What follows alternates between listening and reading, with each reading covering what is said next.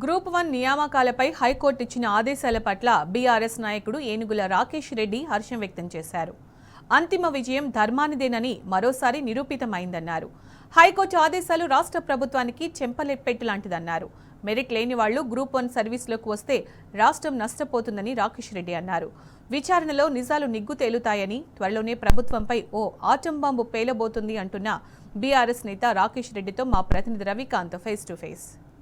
నియామకాలకు సంబంధించి నిరుద్యోగులే కావచ్చు, అభ్యర్థులే కావచ్చు, వాళ్లకు హైకోర్టు ఆదేశాలు చాలా ఊరటనిచ్చిన సందర్భం మనకు కనిపిస్తూ ఉంది. కారణంగా ఏదైతే గ్రూప్ 1 సంబంధించి అనేక అవకతవకలు జరిగాయన్న ఆరోపణల నేపథ్యంలో ఏదైతే బీఆర్ఎస్ సంబంధించినటువంటి నాయకుడు రాకేష్ రెడ్డికి కూడా టీజీపీఎస్సీ నోటీసులు కూడా ఇచ్చిన పరిస్థితి.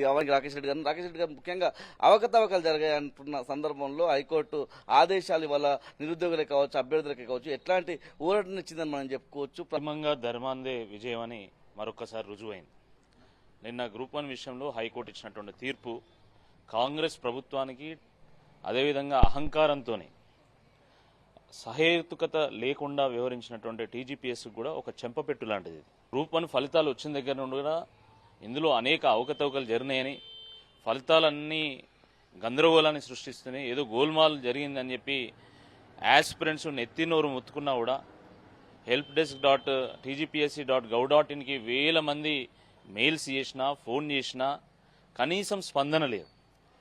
ఒక బాధ్యతాయుతమైనటువంటి ఒక రాజకీయ పార్టీ నుండి ఒక క్రియాశీలకమైనటువంటి ఒక కార్యకర్తగా నేను టీజీపీఎస్సీలో జరిగినటువంటి అవకతవకల గురించి పూసగుచ్చినట్టు వివరించి ప్రజల ముందు చర్చబెట్టి ప్రభుత్వం దృష్టిని ఆకర్షించి ప్రభుత్వం నుండి ఒక సమాధానం రాబట్టేటువంటి ప్రయత్నం చేస్తే కూడా మొండికి పోయి మా పరువు పోయింది కాబట్టి మీ మీద పరువు నష్టం దావా వేయడానికి మేము నోటీస్ పంపుతున్నాం, నువ్వు స్పందించాలి, స్పందించకపోతే నీ మీద క్రిమినల్ కేసు పెడతాం, సివిల్ కేసు పెడతామని ఒక రకంగా బ్లాక్మెయిల్ చేసి బెదిరించేటువంటి ఒక ప్రయత్నం చేసింది. ఇప్పుడు ప్రజాక్షేత్రంలో ఉన్నటువంటి వాళ్ళము ప్రజలకు ఏదైనా ఇబ్బంది కలిగినప్పుడు తప్పకుండా ప్రజల పక్షాన ఆ విషయాన్ని చర్చకు పెట్టేటువంటి ఒక ప్రయత్నం చేస్తాం. అంత మాత్రాన నోటీసులు ఇచ్చి మేము క్రిమినల్ కేసులు పెడతాం, మేము సివిల్ కేసులు పెడతామంటే ఈ దేశంలో ప్రజాస్వామ్యం ఉన్నది, చట్టాలు ఉన్నాయి, న్యాయం ఉన్నది, అన్నీ కూడా ఉన్నాయనేటువంటి విషయాన్ని మర్చిపోయి ఒక అహంకార ధోరణితోనే వాళ్ళు వ్యవహరించినటువంటి దానికి హైకోర్టు తీర్పు నిజంగా 2 చెంపలు వాయించినట్టుగా నాకైతే అనిపిస్తా ఉంది. మొదటి నుండి నిరుద్యోగుల పక్షాన బీఆర్ఎస్ పార్టీ ఒక అద్భుతమైనటువంటి ఒక పోరాటాన్ని కొనసాగిస్తుంది. అది జియో 46 కావచ్చు, జియో 29 కావచ్చు, లేదా డిఎస్సి స్పోర్ట్స్ కోటా విషయం కావచ్చు, లేకపోతే ఇప్పుడు గ్రూప్ 1 విషయం కావచ్చు, ఒక అద్భుతమైనటువంటి ఒక పోరాట స్ఫూర్తిని ప్రదర్శించినటువంటి బీఆర్ఎస్ పార్టీ కూడా ఇది ఒక నైతిక విజయంగా మనం చెప్పుకోవచ్చు.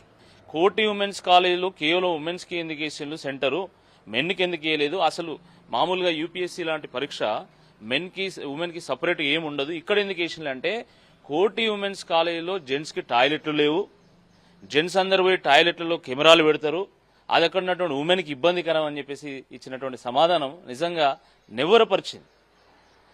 అంటే ఒక గ్రూప్ 1 యాస్పిరెంట్స్ అందరూ కూడా ఒక చిల్లరగాన్లు, అమ్మాయిలను ఇబ్బంది పెట్టేగాన్లు అనే ఒక ముద్ర ఈరోజు టీజీపీఎస్సీ వేయడం దుర్మార్గం. ఇది టీజీపీఎస్సీ కూడా కోటి ఉమెన్స్ కాలేజ్ను ప్రతిసారి సెంటర్గా ఉపయోగించుకుంటే దాంట్లో బోత్ మెన్ అండ్ లేడీస్ ఉంటారు.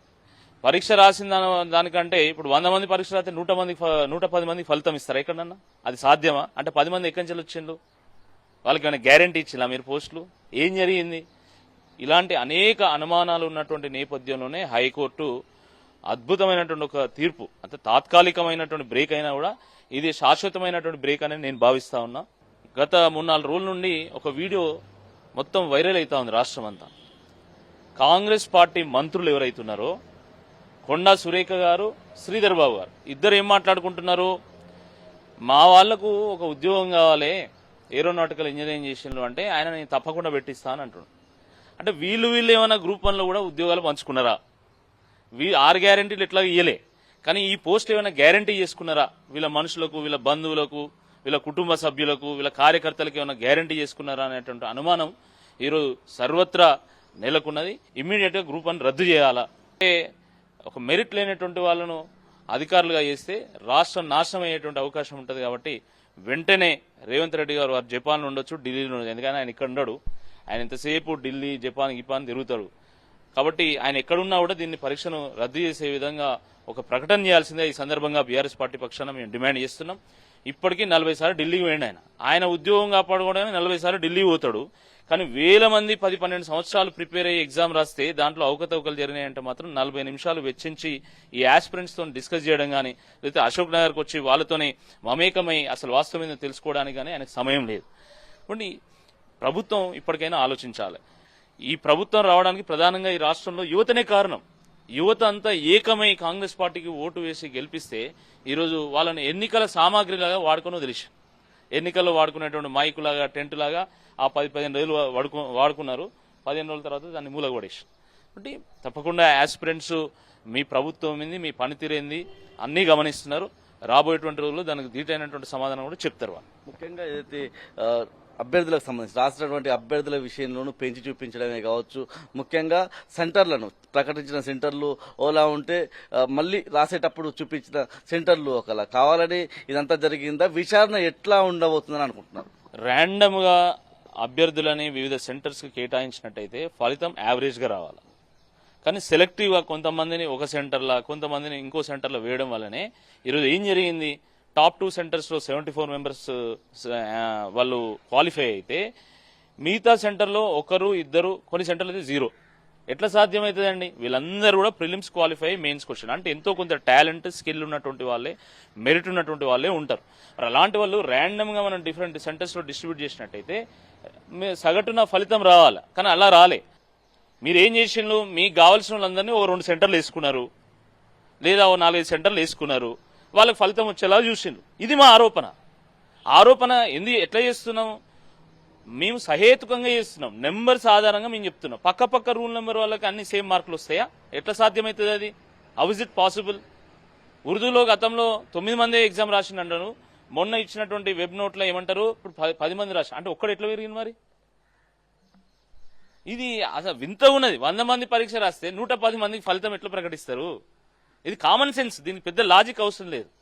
ఇంకా మళ్ళా మామూలు దంచుడు కాదు. ఇక 50,000 ఉద్యోగాల జాతరని నిన్న పెద్ద ప్రకటన.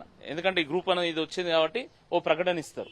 విధానం కాదు, ఒక విజన్ లేదు, ఒక ప్రణాళిక లేదు, ఒక పద్ధతి లేదు, ఏది లేకుండా గాలికి ఈరోజు ఇష్టం వచ్చినట్టుగా ఏదో నోటిఫికేషన్లు ఇస్తాము, పరీక్ష పేపర్ ఇది 7వ తరగతి పరీక్షనా లేకపోతే 10వ తరగతి పరీక్షనా, నీ ఇష్టం ఉన్నట్టు దిద్ది 4 మార్కులు మొఖాన పడేయడానికి. ఎంత అధ్వానమైనటువంటి ఒక పరిస్థితుల్లో ఈ టీజీపీఎస్సీ ఉన్నదంటే, ప్రభుత్వం పబ్లిష్ చేసేటువంటి తెలుగు అకాడమీ బుక్స్ పనికిరావు అని చెప్పేసి అభ్యర్థుల మొఖాన కొడతాను.